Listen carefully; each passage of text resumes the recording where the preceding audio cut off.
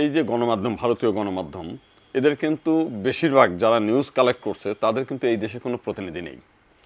এই দুষ্টচক্র যারা পরাজিত শক্তি তাদের মাধ্যমে এই সংগ্রহ করা এই রিপোর্টগুলো। যেমন ধরেন আপনি যদি 5 তারিখের পরপরই ঘটনা দেখেন, মাশরাফির বাড়ি পুড়েছে, সেটা কিন্তু লিটন দাসের বাড়ি বলে চালিয়ে দিয়েছে।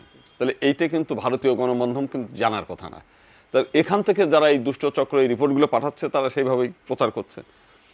আপনার এখান থেকে ধরেন একটা হচ্ছে চাইনিজ রেস্টুরেন্ট পুড়ে যাচ্ছিল সাতক্ষীরায়, সেটাও কিন্তু একটা মন্দির হিসেবে তারা চালিয়ে দিচ্ছে। অথচ 5 তারিখের ঘটনায় বড় কোনো মন্দিরে এখনো হামলা হয়নি, বড় কোনো মন্দির জ্বালিয়ে দেওয়ার কোনো ঘটনা ঘটে নাই। এখন এইটা তারা বেশি করে প্রচার করছে কেন?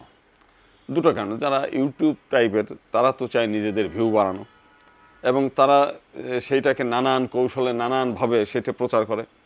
আর ওইখানকার যারা রাজনীতিবিদ এরা এটাকে লুফে নিয়েছে তাদের রাজনৈতিক কাজে ব্যবহারের জন্য। যেমন ধরেন আমাদের এখানে পশ্চিমবাংলার কিছু নেতারা আছে যারা চায় যে এই ইস্যুটাকে কাজে লাগে। সরব তো তিনি তো একসময় তৃণমূল কংগ্রেসের নেতা ছিলেন। তো ওখান থেকে যখন চলে আসছেন, তো সাধারণভাবে একজন লোক যদি একটা দল থেকে চলে যায় তখন তার আক্রোশ থাকে আরও বেশি যে তাকে এনিহাও সরিয়ে দিতে হবে। যে কারণে সে তৃণমূলকে হটানোর সর্বাত্মক প্রচেষ্টা, যা যা যত ধরনের কর্মসূচি দরকার, তিলকে তাল বানানো হোক, কারণ সব কিছুই তিনি ব্যবহার করছেন এবং করেনও। যদিও এই বিষয়টা নিয়ে কিন্তু দিল্লি থেকে তাকে সতর্ক করা ছিল যে বাংলাদেশের বিষয় নিয়ে সে যেন বেশি নাক না গলায়।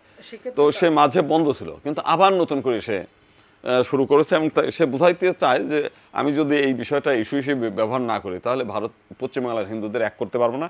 এখানে মুসলিম বিদ্বেষী একটা প্রভাব বিস্তার করলেই হিন্দুদেরকে ইউনিটি করা সম্ভব, এবং হিন্দুদেরকে এই ভয় দেখানো যে যদি এখনও ইউনিটি না হও, এখনও যদি বিজেপিকে না আনো, তাহলে বাংলাদেশে হিন্দুরা যেমন একেবারে ধূলিসাৎ হয়ে যাচ্ছে, একেবারে ধ্বংসের দ্বার প্রান্তে, তোমরাও কিন্তু ধ্বংস হবা। সে কিন্তু এই পলিসি নিয়েই কিন্তু এখানে চেষ্টা করছে ঐক্য করার।